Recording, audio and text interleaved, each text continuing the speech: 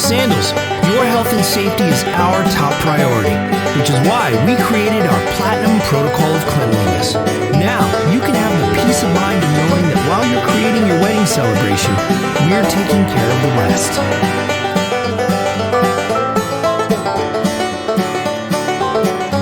Sandals was built on dreams. Dreams of romantic escapes. Endless possibilities. Magical moments and new beginnings. At Sandals, dreams of happily ever after still come true with a free wedding or a fully customizable one. You can feel safe saying I do to a wedding beneath a gazebo in a lush tropical garden. Or walking down a white sand aisle with an impossibly turquoise sea as your backdrop. Or even floating above the sea in the open air over the water chapel. Our venues are found in wide open spaces, nature made for love to blossom.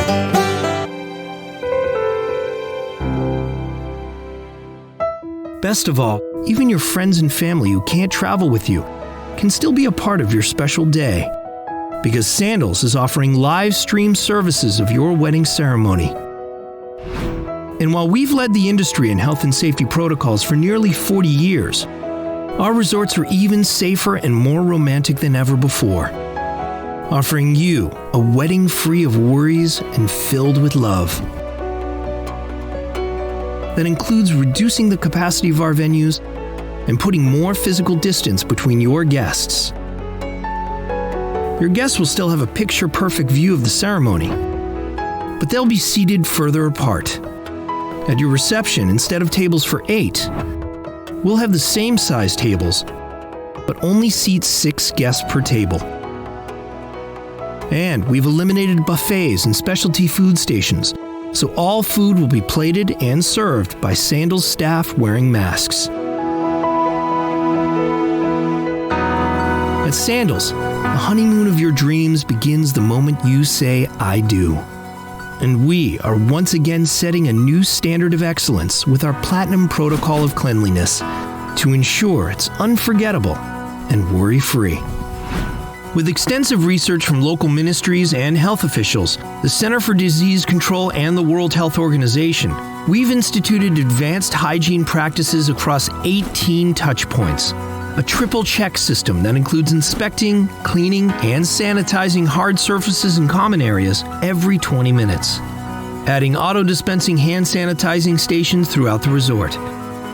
To ensure the utmost safety, Sandals will be using hospital-grade disinfectants, electrostatic sprayers for advanced cleaning, UV lighting equipment to inspect cleanliness, and air duct sanitization for each room before every guest's arrival. We've gone so far as to steam clean and sanitize carpeting and flooring prior to arrivals, and placing personal hand sanitizers in every guest room. For added safety, all staff members are required to wear protective face gear at all times. And from now on, guests will be able to begin their Sandals experience before even leaving their house. Guests can check in online at home, which lets them bypass the front desk and go directly to their rooms. Stricter physical distancing protocols have also been put in place in every part of the resort. In addition, all of our spa facilities and sports equipment will be sanitized before and after use with hospital-grade disinfectants. We're also committed to providing a dedicated quality inspection team at each resort to ensure strict compliance and implementation of these safety protocols, so that our guests can enjoy a 5-star luxury-included vacation that's 100% worry-free. We can't wait to help make your dreams come true with a destination wedding and honeymoon at Sandals. And while you're creating 1,000 worry-free moments, we'll take care of the rest.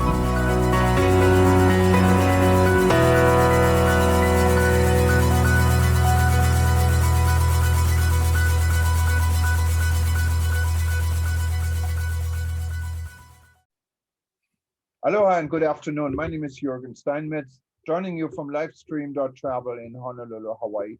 With me is Dr. Peter Tarlow in College Station, Texas.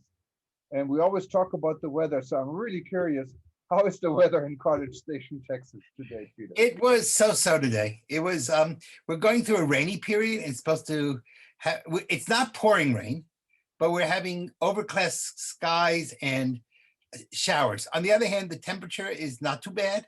It's in the 60s.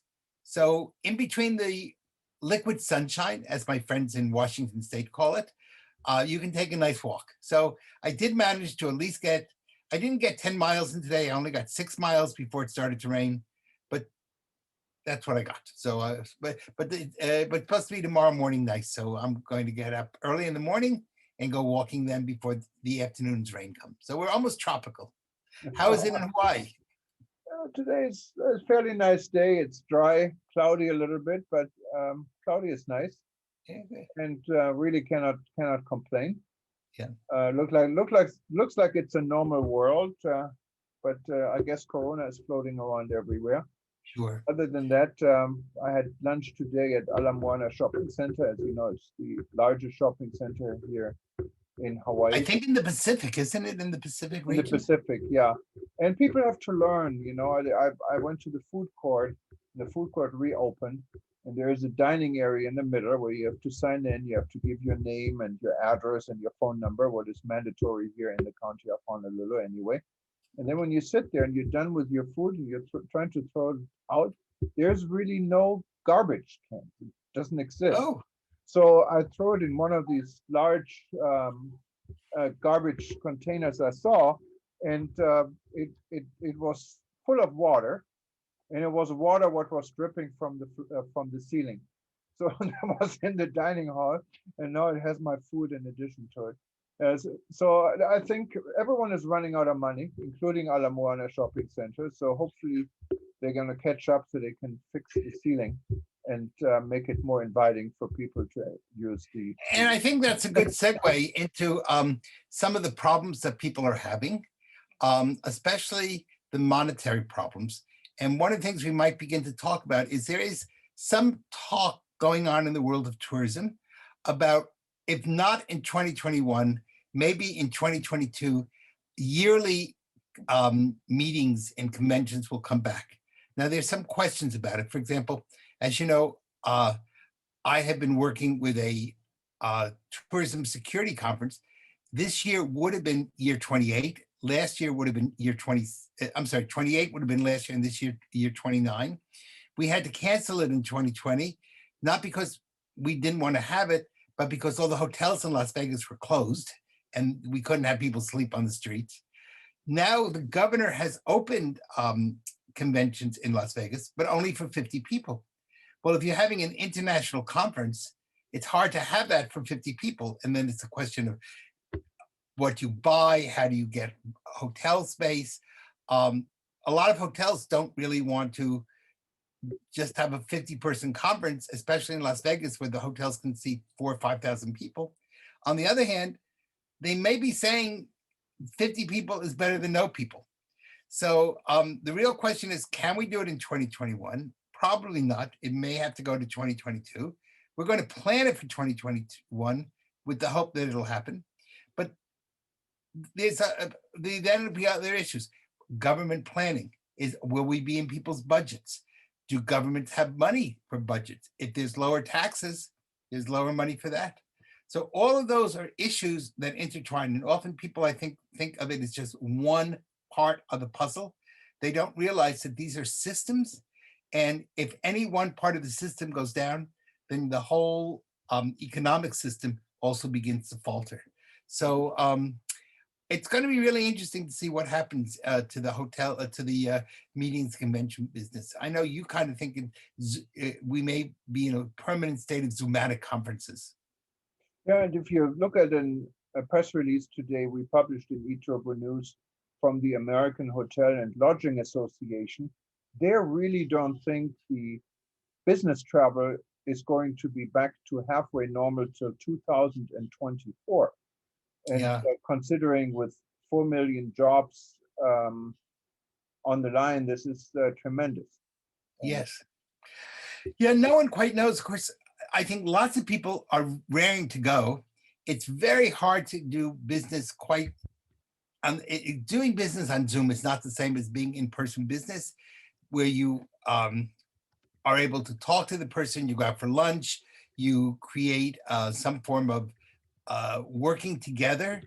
And those things don't happen when you're online. You have an hour with the other person, and you don't really have the sense of being compatible one with the other. So I think there's really going to be three parts to this. One, it'll be people who want to go for vacation. It may become convention plus vacation, where people want to kind of find a short conference or short convention, maybe almost workshops, and then taking a few days to rest or whatever. So who knows? It's going to be a really interesting world that's taking place. That's going to really depend, therefore, on how resilient we are.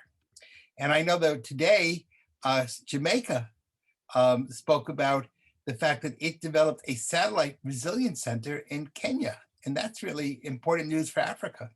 So I know that you've been in touch with the Jamaicans dealing with this issue. What do you see? What are you hearing? Well, it's something I think the Minister of Tourism from Jamaica, who has been working on the Resilience Center that was started at the University in Jamaica. Of the West Indies. Of the West Indies in Jamaica. The University of the West Indies. Yeah, and so this was in the pipeline. It's good for the resilient movement to become global. The first step was really the cooperation with Malta, and it was the former Prime Minister of Malta was involved. She's no longer Prime Minister, so I don't know how this cooperation goes. Then they're working on another satellite office in Nepal, and I'm not sure where this stands, but it was announced right before COVID became a big issue. And we don't know if this is now on hold, especially in a country like Jamaica. Money is not growing on trees. So we have to see where this all goes to. But it's a good sign. It's a positive sign. And it's a good thing for Africa also to have this center in Kenya, I believe. So one of the things we're going to have to come up with is new ways to do creative tourism on a budget. And so before we had budget travel, meaning that the traveler watched his or her budget. Now we're going to have to figure out a way for institutions to create a budget and what they do. And so that's going to be a challenge because we know that cruise tourism is almost non-existent at the moment or non-existent. Airlines have tremendous lowering of the number of people who are flying. And even if the airplane is full, it's because there are less flights. So therefore, less flights to the same location fills up the few planes that are going. Though I guess it's good for the environment because if you don't have a lot of planes in the air, that might have something to do with carbon emissions. On the other hand, we're not getting, lack of tourists means lack of tourist taxes, hotel taxes, restaurant taxes, and that impacts governments and what governments can do or cannot do due to that lack of tax structure. So these are all issues that are going to have to be really thought through. And it seems to me on some level, COVID has done more than just change the world of tourism. It's changed the entire economic structure of the Western world, maybe even also of other parts of the world, but certainly of the Western world. Yeah, no, absolutely. There's always surprises. Like today, I thought it was quite surprising that Qatar Airways is expanding their network, and actually they are now starting service also to Atlanta as another U.S. gateway, and that in the midst of a Corona crisis. Brave, and I think many of the carriers in the Middle East always have been brave, but of course they have government money behind. Yes. Specifically, Yes. Qatar is owned by the government. Right. But even in other markets, like in Kazakhstan, more of the local roads are coming back right now. And we had a story that Fly Aristan, which is an airline in Kazakhstan, is expanding their network. So there are some promising signs. But then when you look at United Airlines and the tremendous loss of money airline had, I think I'm looking it up here right now, but I think it was like $5 billion, an enormous amount. You have $1.4 billion of annual, Yeah. you know, loss. And you in wonder jobs. how long can they It's bleed amazing. money? And both you and I are 1K on United Airlines. And I'm hoping that we don't lose all our miles. Might be a good time to be spending your miles because, you wonder, will these airlines survive? Will the government have to bail them out? Or will they just let them go by the wayside in the hope that new airlines will come along the way? And also, will some of the classical places that people visited, such as London and Paris and Germany, will people maybe be afraid of going to those places and think, you know what, maybe I'm better off going to Kazakhstan because there are less people and maybe I have less chance of getting sick? I don't know if that's true or not, but I'm wondering, are these opportunities for places that were never major tourism attractions to now find their place in the sun? So Yeah, it's the niche. We really are now. Everyone has a chance to kind of rebuild their tourism industry from scratch and point out what their advantages are. We're definitely going to have more competition because there are less people getting on an airplane in the next yes, few years. So people on destinations that have been spoiled, like also us here in Hawaii, we may not be all that spoiled in the next few years. you may be very unspoiled. Yeah, Or with a different type of person. That's interesting you point that out because I participated in an international conference in Korea about 2 weeks ago, and they're publishing the papers now that were developed. And one of the things the Koreans said to me as like, they thought this was an incredible innovation. They said to me, long haul tourism is probably dead for quite a while. What people need to concentrate on is going to be on local and regional tourism. And I'm thinking, wow, we've been talking about this for since the beginning of COVID, but it just finally got to Korea. But the bottom line is they are now realizing they're going to have to build national local tourism because Korea is a long haul market, except from Japan. They may not have a lot of people flying in from all over the world. And that means if you build these tremendously gorgeous airports, will the airports be empty? And I don't know the answer for that. Well, and it's definitely a challenge. I mean, when you look at Germany, how many billions are spent for Berlin, the new airport in Berlin, what was a failure for many, many years, not really because of COVID, because of constructional mistakes. And now they finally got it open after all these years, and there's no one flying there. The flights, yeah. So, and if you notice, Heathrow Airport, which was the largest airport in London, is no longer the largest airport. The largest airport in Europe is now in Istanbul, which is basically because Turkish Airlines is a gateway to some of these places that people normally didn't go to, and so we're seeing a realignment of the world of tourism, and that's kind of an interesting factor. Anything and else? Turkish Airlines, of course, has been working on their network for many years. Yes, Turkish yes. Airlines for quite some time, even Yes. before COVID, had the largest network of any airline in the world. And they're an amazing. excellent airline, by the way. They're an excellent airline. Yes. The airport in Turkey, if you go into the Star Alliance lounge operated by Turkish Yeah. Airlines, I have not seen such a lounge anywhere in the world. Yeah. So they really spoil you. It's not. Yeah. I will also tell you, if you go into their lounge in Washington, D.C., I was on a United flight to South Africa, and instead of going to the United lounge, I went to the Turkish Airlines lounge, which was 50 times better than the United lounge was giving you peanuts with M&Ms. The Turkish lounge was giving you a full meal. It was spectacular, and you really didn't, even if you paid for it, we were members, obviously, in 1K, but even if you had to pay for the time in it, you could have breakfast, lunch, and dinner there. And they kept changing and coming up with new ideas and new food areas. It was cheaper than eating at a restaurant. So we have to see if this is all going to be the same after we're done with COVID. But yes, Turkish Airlines in Istanbul, they actually prepare the food right in front of your eyes. You get Turkish coffee made by someone. You can talk to the bakery and the sweets. It's unbelievable. Yeah. But who knows? After we're Yeah. done with COVID, Yeah. I think everyone is kind of starting from scratch.